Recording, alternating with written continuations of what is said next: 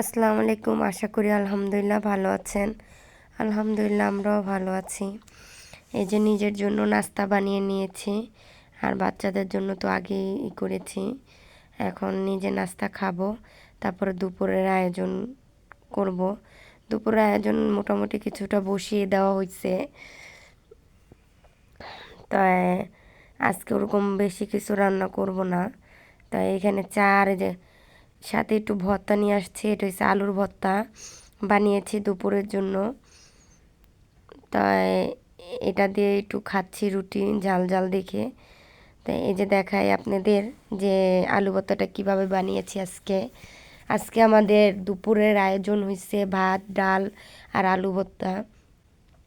আলু ভর্তাই খাবো, কেন গোস মাংস খেতে খেতে আর ভালো লাগতেছিল না, এই জন্য। তাই 2-3টা শুকনো মরিচ ডলে নিয়েছি, আর মরিচগুলো অনেক গরম দেখে ডলতে আমার একটু কষ্ট হচ্ছিল। তাই সাথে কাঁচামরিচ আর পেঁয়াজ ভেজে নিয়েছি। কাঁচামরিচগুলো আমি আগে আলুর সাথে সিদ্ধ করে নিয়েছিলাম। তো এই যে ভর্তা বানিয়ে রেখে দিয়েছি, আর ডালও দেখাই দিলাম। এই যে ভাত বসিয়ে দিয়েছি। আজকের ভিডিওটা একদমই ছোট করতেছি, কেননা অন্য অন্য কাজে ব্যস্ত আছি। অনেকগুলো কাপড় চোপড় ধোয়া বাকি আছে।